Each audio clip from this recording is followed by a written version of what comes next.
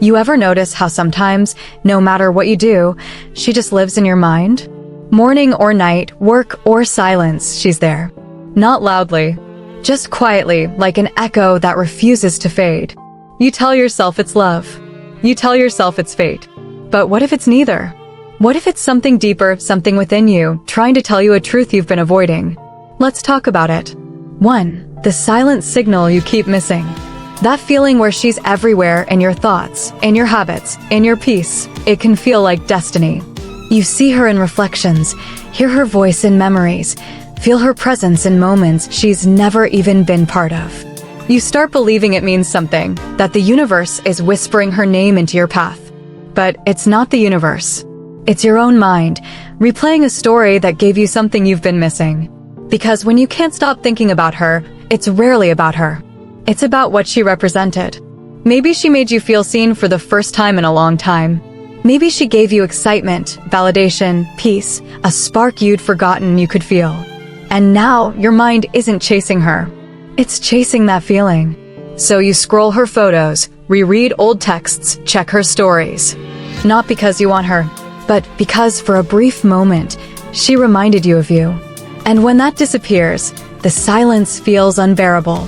You think it's heartbreak, but really, it's withdrawal from the part of yourself you lost when you made her your mirror. So the question isn't, why can't I stop thinking about her? It's, what part of me did I leave behind when she walked away? 2. The psychology of obsession. Let's get honest.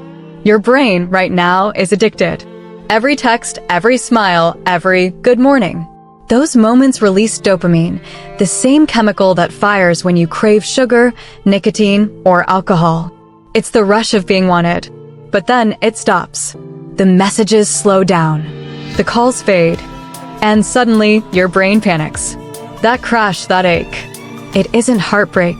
It's chemical withdrawal. Your mind is begging for another hit. One more text. One more sign. One more reason to believe it isn't over. That's why you replay the same memories. That's why you check your phone again and again. It's not love. It's the loop. And here's the cruel part. The less certain her attention becomes, the more your mind craves it. It's called intermittent reinforcement. The same psychological trick that keeps gamblers hooked. You're chasing a reward that's no longer coming. And your brain keeps saying, maybe this time. But there is no this time. It's an endless cycle. Until you finally realize, you were never addicted to her. You were addicted to how you felt when she noticed you. 3. The scarcity trap. Ever wonder why you don't obsess like this over everyone? Why only the one you couldn't keep feels irreplaceable? That's scarcity. When something feels rare, your mind exaggerates its value. You start thinking, if I lose this, I'll never find it again. That belief alone fuels obsession. You convince yourself she's special, different, one of a kind. But she's not. She's just the only one you allowed yourself to want. When you put one person on a pedestal, your world shrinks. You start moving from abundance to desperation. You text first, wait longer, give more, ask for less.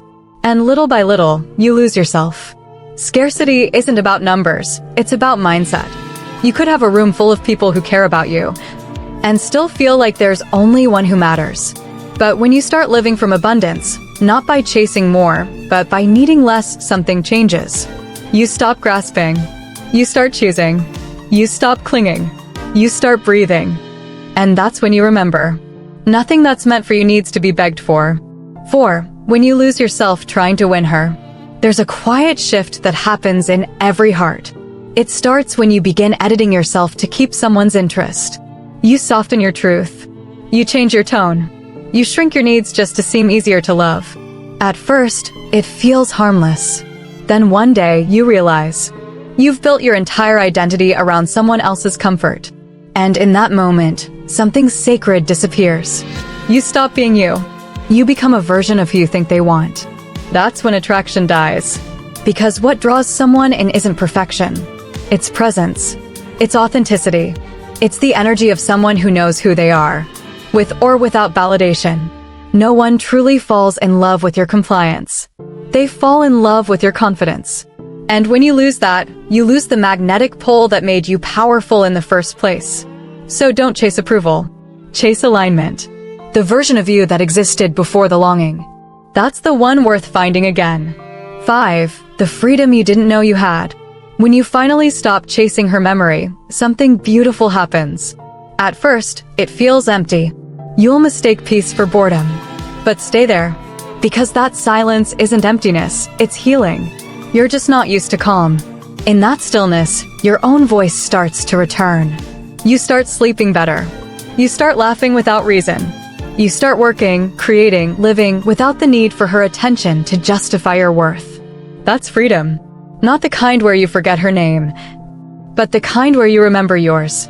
And sometimes, when you've finally moved on, she'll notice. She'll text. She'll check in. But by then, it won't move you. Not because you're cold, but because you're centered. You've stopped reacting. You've started choosing. And that's real control, quiet, calm, grounded. 6. Your wake-up call. If she still crosses your mind, it's not punishment.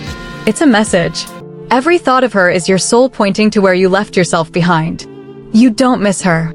You miss the version of yourself who felt alive in her presence. But you were never incomplete. You just forgot your own wholeness for a while. Letting go isn't losing her. It's reclaiming yourself. It's remembering that real love doesn't shrink you. It expands you. It doesn't demand that you beg. It invites you to rise. So take a deep breath. Whisper, "Thank you for the lesson." And walk away, not in bitterness, but in peace. Because the moment you stop thinking about her, she might start thinking about you. But by then, you won't need her to. You'll already have found what you were always searching for, yourself. Now tell me, where are you in this journey? Still stuck in the thoughts?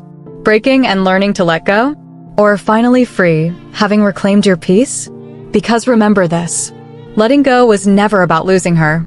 It was always about finding you.